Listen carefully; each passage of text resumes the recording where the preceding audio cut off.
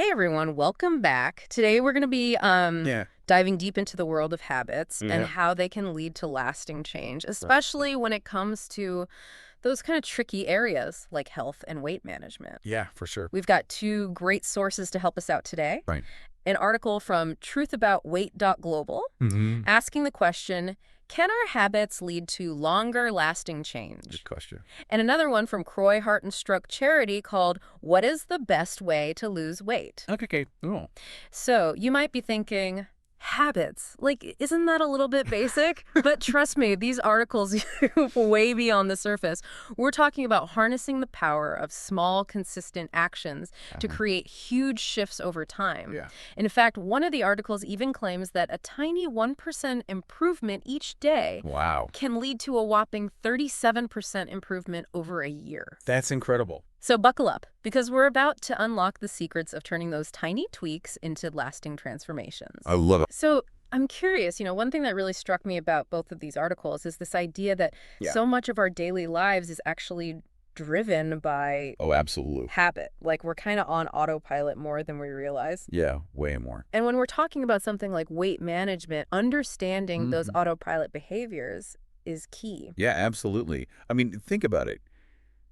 Grabbing a sugary snack when you're stressed, mindlessly scrolling through social media, instead of going for a walk, hitting that snooze button instead of getting up for that morning workout. Right, exactly. These are all, They're all habits. yeah, they're all habits that can either sabotage or, support our weight management goals. Right. They can work for us or against us, basically. Exactly. Okay, that makes sense.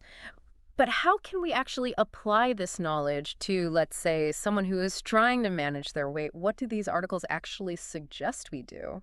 Well, the Truth About Weight article digs into this four-step model of habit formation. Cue, craving, response, and reward. Okay, I've heard of that. Let's say you're trying to establish a daily walking habit. Okay. The cue could be something as simple as finishing your morning coffee. Right. That triggers a craving for fresh air and movement. The response is the action itself, putting on your shoes and heading out the door. Okay. And the reward. Yeah. That could be the feeling of accomplishment, that endorphin rush, Yeah. or simply just enjoying, like, the sights and sounds of your neighborhood. I see. So it's like this chain reaction. Yeah, it is. But wait, if we're talking about weight management, isn't it a Mm. bit more complex than just going for a walk? Right. I mean, what about what we eat? You're totally right. Like that plays a huge role. It's not just about adding those good habits. It's also about breaking those not so healthy ones. Right. And both articles acknowledge that that can be a real struggle, especially when we're dealing with things like food cravings or emotional eating. Yeah, for sure. Absolutely. So how do we tackle those tougher habits? Do either of these articles offer any advice on that? They do. The Croy article, for instance, has some really interesting tips Oh, for managing those tricky situations. Like, one thing they emphasize yeah. is the importance of not skipping meals, particularly breakfast. Oh, interesting. They actually suggest that starting the day with a healthy meal Okay. can help stabilize your energy levels and prevent those mid-morning cravings that often lead to unhealthy snacking. Oh, that's a good point. I'm definitely guilty of skipping breakfast sometimes, Yeah. but I can see how that might, like, set me up for a day of less than ideal food choices. It really can, yeah. Are there any other kind of surprising tips they offer? One that really caught my eye was a suggestion to actually use a smaller plate. Oh, really? Apparently, just switching to a 9-inch plate can help you control portions without feeling like you're depriving yourself. That's so interesting. Yeah, it's a really subtle shift in your environment that can make a big difference in how much you eat without even realizing it. Wow, I would never have thought of that. Yeah. It's amazing how these little things can have such a big impact. Yeah, It all comes back to those habit loops that we were talking about earlier, right? exactly. By being mindful of the cues that trigger our eating habits, we can start to, replace those automatic responses with healthier ones. Right. Instead of reaching for that bag of chips when you're stressed, maybe go for a walk, call a friend, listen to some music. It's about finding those alternative activities that address the underlying need without, like, resorting to food. I love that. Yeah, This is making me rethink my entire evening routine. I know, right? But before we get, like, too carried away with specific tips, I want to circle back to this idea of marginal gains Yes. that the Truth About Weight article mentioned. Right. It sounds almost too good to be true, but they claim that even a 1% daily improvement can lead to Mhm. significant change over time. Right. How does that actually work? Think of it like compound interest. Even those small deposits, made consistently over time, Yeah. can add up to a substantial sum. Right. The same principle applies to habits. Those tiny improvements, those 1% gains, they may seem insignificant at first, Right. but when you stack them up day after day, week after week, Yeah. they create this powerful snowball effect. So let's say I decide to walk for an extra 5 minutes today Yeah. compared to yesterday. Yeah. On its own, it might not seem like much. Right. But if I keep adding those 5 minutes day after day, Yeah.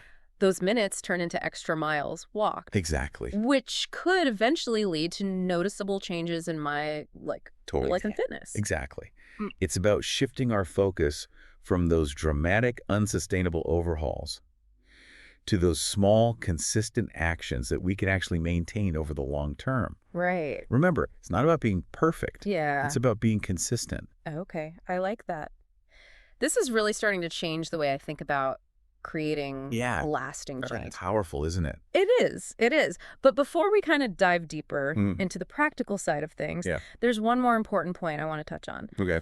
The Truth About Weight article makes it very clear that obesity Yeah. is a disease, not just a result of bad habits. Right. Why do you think it was so important for them to emphasize that? That's a crucial point, and I'm glad you brought it up. Yeah. While our habits and choices certainly play a role in managing our weight, Yeah. it's essential to acknowledge that obesity is a complex condition influenced by a whole range of factors beyond our immediate control. Oh, wow. Yeah, there are genetic predispositions, hormonal influences, metabolic differences, and even environmental factors Wow. that can make weight loss significantly more challenging for some individuals compared to others. So it's not as simple as just saying, if you have good habits, you won't be obese. Exactly. There's a whole system at play here. There is, absolutely. And that's why it's so important to approach this topic with, sensitivity and understanding. Oh, for sure. Recognizing that obesity is a disease, just like any other chronic condition, Absolutely. helps us move away from blame and judgment Totally. and towards a more compassionate and holistic approach to weight management. I couldn't agree more. So while we're, exploring the power of habits in this deep dive, it's essential to keep in mind that they're not a magic bullet. Right.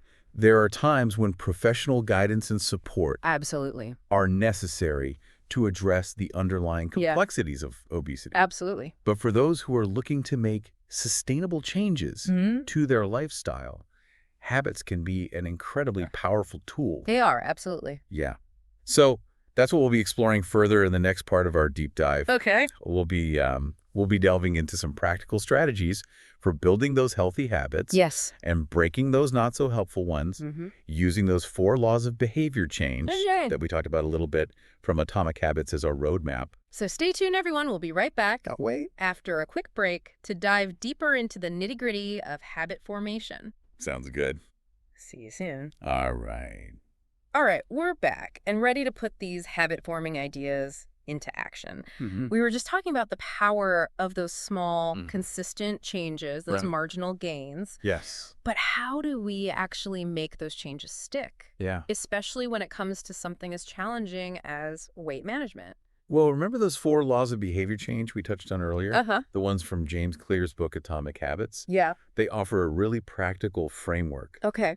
for making good habits stick Right. and breaking bad ones. It's all about making those good habits obvious, Right. attractive, easy, and satisfying. Okay. While making bad habits the opposite, Okay. invisible, Got it. unattractive, Yeah. difficult, and unsatisfying. Okay. Yeah, I remember that. Okay. But honestly, it all sounds a bit theoretical to me. How do we actually use these laws in real life, especially when we're talking about something like weight management? So let's take a common goal, drinking more water. Okay. To make it obvious, Yeah. you could keep a full water bottle on your desk or nightstand Okay. where you can't miss it. Right. And if you want to make it attractive, buy a stylish reusable water bottle you actually enjoy using. Okay. Maybe even add some slices of fruit or herbs for flavor.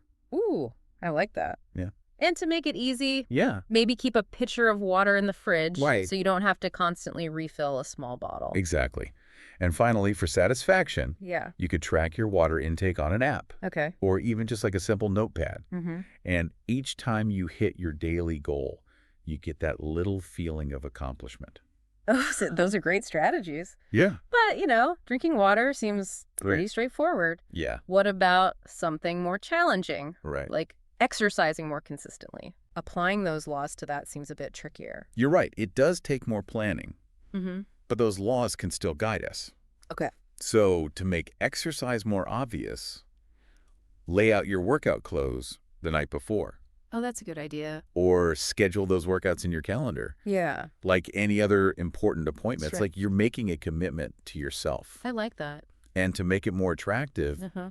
I guess finding a workout buddy or a class you actually enjoy is key. Yeah, for sure. There's no point forcing yourself to do something you dread. Right, exactly. And don't underestimate the power of, removing barriers to make it easy. Yeah. Like, choose a gym that's close to home or work Yeah. or, getting out as a challenge. Yeah. Find some at-home workout videos you enjoy. Exactly. And for that satisfaction piece, Yeah. maybe reward yourself with something you genuinely enjoy after a workout. Right. Like a relaxing bath or listening to your favorite podcast. Ooh, Hey, maybe this one. maybe. The point is to make that whole experience as positive and rewarding as possible. Absolutely. Hold on, I have to jump in here. Yeah.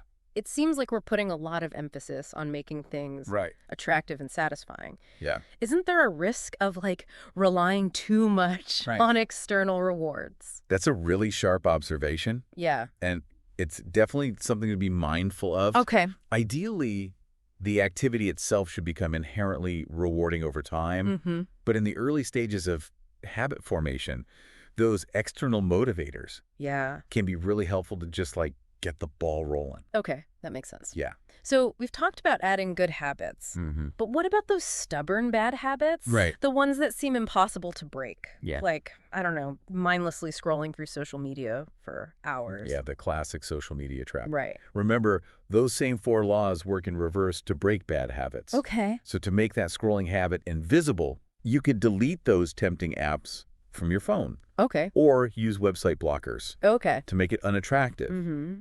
Maybe remind yourself how that mindless scrolling makes you feel afterward. Yeah. Often it's drained, unproductive, or even envious. Oh, for sure. And make it difficult by putting those apps in hard-to-reach folders on your phone. Right. Or logging out of your account so you have to go through multiple steps to access them. It's like putting those tempting apps on lockdown. Exactly. And instead of that quick dopamine hit from those apps, Yeah. focus on the satisfaction you'll get from spending that time on activities Right. that genuinely nourish you. Yeah. It's about shifting your attention and retraining your brain, Okay. you know. This is starting to feel we're becoming habit hackers. I know, it is kind of fun, right? It is. It is. Yeah. But how does all of this apply to, the specific challenges of weight management? Yeah. It feels like there's so much more to it Yeah. than just forming a few good habits. You're right. It is multifaceted. Right. But remember those practical tips from the Croy article? Mm-hmm. Things like not skipping meals, using a smaller plate, finding alternatives to emotional eating. Mm-hmm. Those are all about building healthy habits that directly support weight management goals. It's like those tips are already putting those 4 laws into practice. So instead of viewing weight management as this overwhelming mountain to climb, Right. we can break it down into these smaller, Yeah. more manageable habits. You got it. And that's why understanding these principles of habit formation is so crucial. Mm-hmm. It helps us approach weight management not as this daunting, restrictive diet, Right. but as a series of small, positive changes Yeah. that we can incorporate into our daily lives. Right. It becomes about progress, not perfection. I like that. Yeah. This is really empowering. It is. But before we get too carried away here, Mm-hmm. I want to bring up something that the Truth About Weight article kept emphasizing. This fact that obesity is a disease, Yes. not just a matter of bad habits. Right. How does that fit into this whole conversation about habit formation? That's such a vital point, and it's something we really need to weave into our understanding of habit change. Mm-hmm. While habits are these powerful tools, Right. it's critical to acknowledge that they are just one piece of the puzzle Okay. when it comes to obesity. Okay. This disease is complex, Right. influenced by biological, psychological, and social factors Mm. that go far beyond individual behavior. So even with the best habits in the world, Yeah. some people might still face significant challenges with weight management. That's right. There can be underlying medical conditions, Mm-hmm. genetic predispositions, Right. hormonal imbalances, and even environmental factors that can make weight loss incredibly difficult. Wow. And in those cases, simply focusing on habit change Yeah. might not be enough. Right. It's about recognizing when professional guidance and support are needed to address those deeper complexities. So it's like having all the right tools and Yeah, strategies, but sometimes you need an expert to help you navigate a particularly challenging terrain. exactly. It's about approaching weight management Yeah. with a holistic perspective, Mm-hmm. understanding that habits are a powerful tool, Right. but not the only solution. Right. And remember, this is a journey, Mm. not a destination. Right. There will be ups and downs, Yeah, successes and setbacks. for sure. Yeah. It sounds like the key is to be like patient, Yeah. compassionate with ourselves, Absolutely. and to seek support when needed. Absolutely. But all this talk about, habits and weight management Mhm. and even disease can feel a bit heavy. Right. I need a little inspiration boost. Yeah. What are some like success stories from these articles Well, that yeah. show how powerful these small changes can actually be? That's a great question, Yeah. and I'm happy to share some inspiring examples. Oh. The Truth About Weight article actually highlights some incredible stories of people who've achieved significant and lasting weight loss Mm-hmm. through consistent, small changes. All right, so we were just talking about how inspiring it is to hear like real life success stories of Yeah. people who have used these small, consistent changes to actually achieve Right. lasting weight loss. Yeah. Do either of the articles offer any specific examples? Absolutely. The Truth About Weight article Uh, shares a story about a woman who started by simply replacing her sugary drinks with water. oh, wow.